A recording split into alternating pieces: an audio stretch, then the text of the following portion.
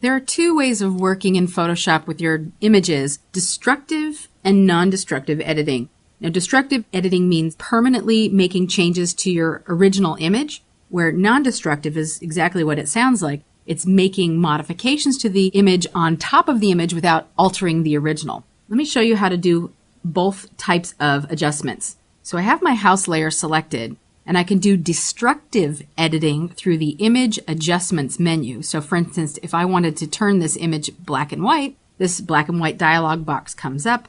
I can adjust the color values within the document to increase or decrease the contrast in my image. When I have everything set the way I like it, I click OK, and you can see now that the house layer, which was color to start with, is now permanently black and white, which means that if that was my only image of that house and I saved and closed the file, there would be no way for me to get back to the original color house. So I'm going to undo that in my Layers panel and show you how to work with non-destructive editing. You'll do that through this button at the bottom of the Layers panel. This button, which looks like a little black and white cookie, is actually called the Create New Fill or Adjustment Layer button. So we're going to deal with the new fill layers, which are here grouped at the top. You can create a solid color fill, a gradient fill, or a pattern fill. And the fill will completely cover your entire document size unless you create a selection, and then it will only fill the selected area first. So we're just going to deal with straight on, fill out the whole thing,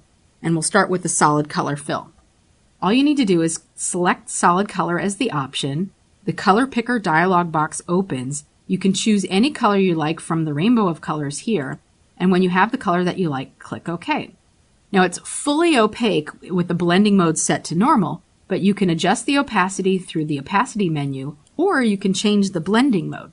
So for instance, an overlay blending mode might work really good, or you can toggle through the different blending modes while you have the blending mode selected on a PC. You can actually use your up-down arrows to scroll through the different blending modes. Now we'll do the same thing with a gradient fill. Clicking on that cookie button, choosing gradient. The default gradient comes up, which is black that gradiently blends into transparency, but you can choose any other of the presets. By clicking on the down arrow here, you can apply any of these presets. Now, most of them don't include any transparent areas, but you could certainly apply transparency to them if you wanted. There are also a bunch of free gradient libraries that come with Photoshop, which you can access through this options menu. All you need to do is select the library that you like, click the append button, and those will be added to the bottom of your window here. So just pick the one that you like. I'm going to go up with a rainbow. Now you could also change the style from linear to radial to angle, reflected, diamond. You can change the angle here. So depending on which one you have selected, you can set the angle or just type it in if you happen to know what you want it to be. So I'm just going to put it at 90. You can increase or decrease the scale of the selected gradient. You can reverse the order, which sort of flips it on its edge. And then you can apply a dither, which will increase your file size but create smoother transitions between the colors within your gradient. Now, if you wanted to create your own gradient, you would click here on the gradient bar itself, and that opens up the gradient editor. The gradient editor will show you all of your presets along with the selected presets gradient options. So I have the rainbow selected.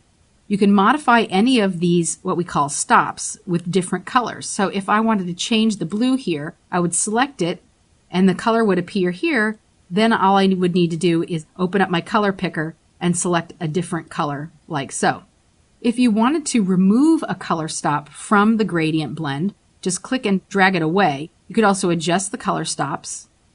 And when you have any one color stop selected, there's a little diamond between those, and those determine where the blend occurs between the two selected colors.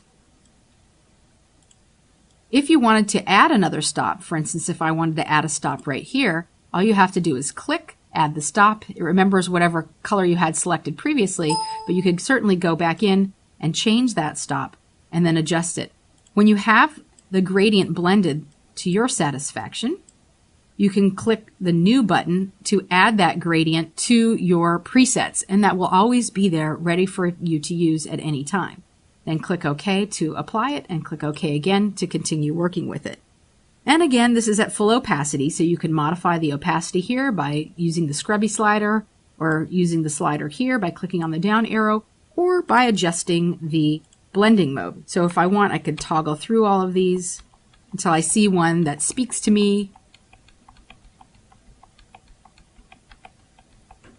I'm going to go back to the first one that I had it on. I really like the hue.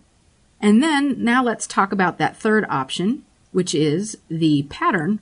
The pattern will show you the previously selected pattern. And once you have that pattern selected, you can scale it up or down. So that's really teeny tiny. Maybe I want to increase the size of it. Though notice that when you increase the size, some patterns will start to look fuzzy. So that's something to keep in mind. The larger your original, it's easier to scale it down than it is to scale it up. You can also change the pattern by clicking the down arrow and then accessing the options menu. There are a bunch of different patterns that you can add to your library here. Just click the append button and those will be added to the bottom of your panel. In fact, if you wanted to create your own pattern, what you'll do is select any pattern and click OK. I'm going to hide all of these, and then we're going to sample an area from the house, and I'll show you how easy it is to create your own pattern. So I'm going to select an area of the house right here, and with my selection, go to the Edit menu, choose Define Pattern. We'll call this My House. Click OK. Deselect the selection. I'm going to turn everything back on here. Double-click this because all these adjustment and fill layers are infinitely editable. And my save pattern should fall at the very bottom of the library panel. There's my pattern. I can scale it up or down. And click OK. And then I could go in again and adjust my blending mode.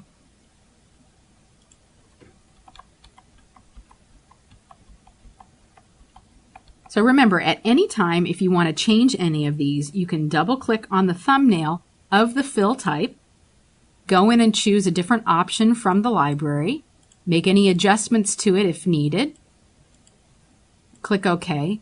And this goes for the image inside of a pattern. This goes for a gradient fill, whichever one you want to select. So maybe I love this one. I just wanted to move that one over a little bit.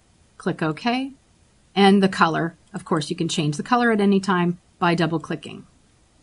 Now, as I said at the start of this will fill the entire contents of your layer unless or until you modify the mask. So for instance, if we really like the effect that's going on with the combination of these three layers, we like it on the house, but we don't really like it on the sky, we can select the mask of any one of these fill layers and then make some changes to the mask. White means that the entire area is revealing that fill layer. So we would use our paintbrush to paint. White will reveal, but black will hide. So if I wanted to hide this from the sky area, all I have to do is make sure that that mask is selected, grab a paintbrush, and paint with black. You could also paint with 50% gray if you like, or of course painting with white. Well, that's how you work with the fill layers in Photoshop.